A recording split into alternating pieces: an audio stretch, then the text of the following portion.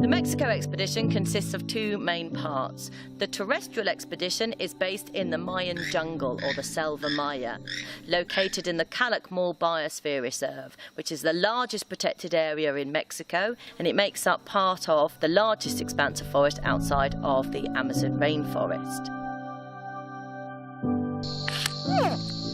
We've got 5 different research locations which we are collecting data in the reserve, and in each of those locations we need to collect data on birds, on bats, reptiles, amphibians, butterflies, the primates, large terrestrial mammals, and of course all the habitat surveys, so we can understand more about the distribution patterns of these wildlife groups.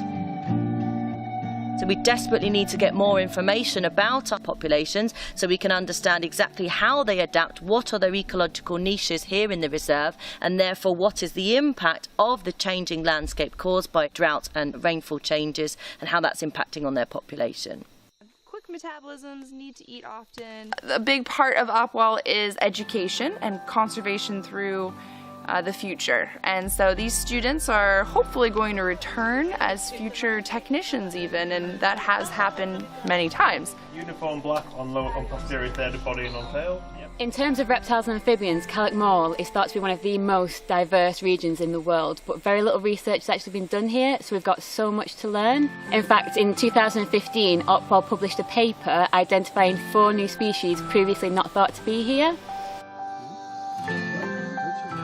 As soon as you see a reptile amphibian, we try and catch it, we do the morphometrics.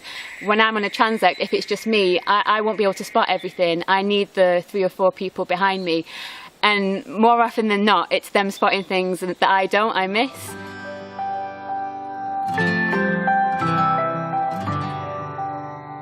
In lectures there's only so far that you can really go in terms of detail and depth and understanding of a topic, and when it's actually there in front of you, your understanding just rockets.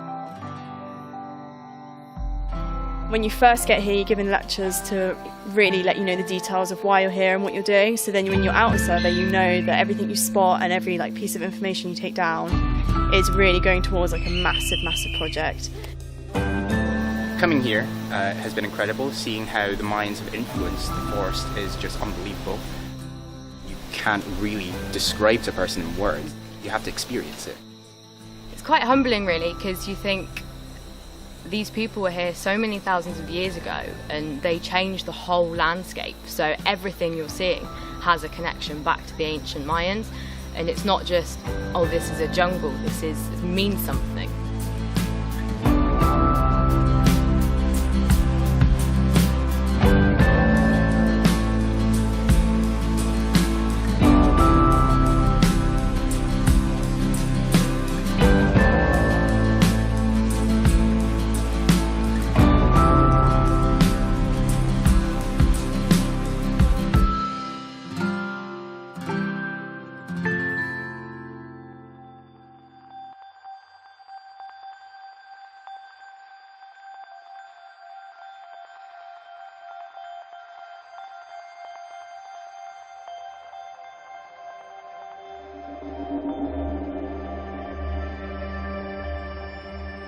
Akamal basically translates as home of the turtle, and there are a heck of a lot of turtles in this area. A lot of people want to see them, take photos of them, and unfortunately with the amount of tourists that we get in the bay, the turtles can get stressed, and they manifest the stress with tumours that can appear on their necks, on their eyes, on their flippers. They cannot perform their daily functions, they can't eat, they can't see. So we've been monitoring this, and we've taken all of our data from the last 6-7 years to policymakers and universities, and we have been able to protect this area. So the turtles have now got their own little protected area where there are no tourists allowed.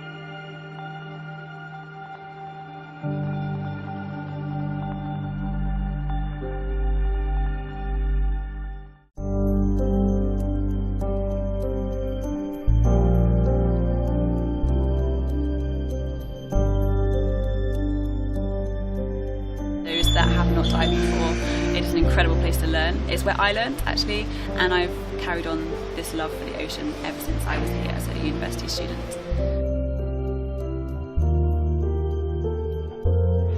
Coral reef restoration gives a lot of hope to marine biologists who usually have to spend most of their time measuring how quickly the reefs are dying. For the past 2 years I've been working with Operation Wallacea in reef restoration, so we're using aquapora corals to restore areas of reef. Aquapora is one of the really important reef architects, so it grows relatively fast compared to the other corals. It's really interesting to be doing proactive conservation, where we're actually going out and growing corals. Having groups of 5 or 6 students come out with me 2 or 3 times a day diving on the reefs here means that I've been able to map the aquapora corals here for the first time ever. This allows us to make conservation decisions and also allows us to move forward with the restoration project. It's a really great area for anybody to get involved in who cares about conservation, because it's actually offering a solution to one of the problems that we're facing here on the coral reefs in the tropics. Working on a science expedition, it's made me really aware of how much we need to conserve what we've still got left, because it's the most beautiful thing I've honestly ever seen. I've been lucky enough to see it, and I want other people to be able to see it in the future.